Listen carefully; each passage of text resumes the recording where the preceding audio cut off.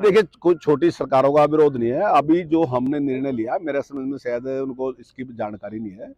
इतने अधिकार आज तक कभी भी किसी भी सरकार ने, जो छोटी सरकारें हैं, उनको नहीं दिया। हमने तो ये फैसला कर लिया कि जितने भी काम है उनका निर्णय सारा का सारा जो छोटी सरकारें लेंगी, पंचायत स्वयं लिया। हमने कोई उसमें कटौती नहीं करी। 20 लाख तक के काम सरपंच करेगा, बिल्कुल 100% 20 लाख तक के काम सरपंच ही करेगा। उससे बड़े काम भी जो है वो भी हमारे जनप्रतिनिधि फैसला करेंगे। हमारा नगर निगम, हमारी नगर पालिका वो फैसला करेंगी कि हमने कहाँ खर्च करना। चाहे वो 10 करोड़ तक का काम है, 10 करोड़ तक का फैसला हमारा हाउस करेगा। तो ये छूट अभी अभी माननीय मुख्यमंत्री ने दी कि जो प्रतिनिधि है वही सारा फैसला करेंगे। इतने अधिकारी आज तक हैं। ई ट्रेडिंग का विरोध कर रहे हैं? नहीं, ई ट्रेडिंग नहीं, वो जो अपना ऑनलाइन जिस प्रकार से हमने उसके ठेके दिए हैं, मतलब टेंडर दिया है उसका, तो उस पर थोड़ा बहुत उनका विरोध है। मैं समझता हूँ कि वो शायद जानकारी के भाव में सारा है कि जिस प्रकार से वो कह रहे थे कि सारा सरपंच करता है। कई बार सरपंच को भी मुश्किल पड़ती थी उसमें, क्योंकि सारा जब सरपंच कराता था उसके बाद कई बार इस प्रकार से, हालांकि सरपंच की गलती भले ही कुछ भी नहीं होती थी, लेकिन फिर भी क्योंकि कागजी कार्रवाई में सरपंच उतना मजबूत नहीं होता बेचारा, उसको इतनी जानकारी भी नहीं होती है, तो कई बार इसी वजह से सरपंच को उसके लिए मुश्किल उठानी पड़ती थी।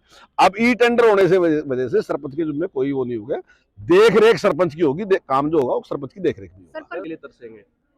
नहीं, देखिए, कुछ लोग जो विरोधी हैं, मान लीजिए वो कुछ भी कह रहे हैं, लेकिन मैं दावे के साथ कह रहा कि अभी आज चाहे वो कुछ भी करे, आप 6 महीने में देखोगे सारे के सारे सरपंच 100% सरपंच जो है वो इसके पक्ष में आए, वो कहेंगे ठीक किया सर। परिवार पहचान पत्र से बहुत बड़ा लाभ हो रहा है इससे, और इससे हमें एक जानकारी मिलेगी कि किस आदमी की आमदन कितनी है।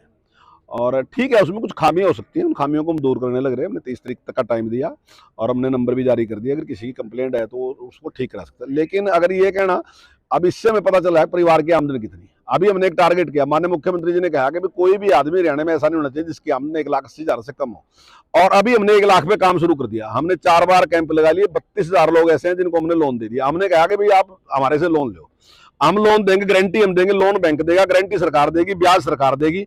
आप कोई ना कोई बिजनेस करके अपनी आमदन बढ़ा के इस गरीबी से बाहर निकलो।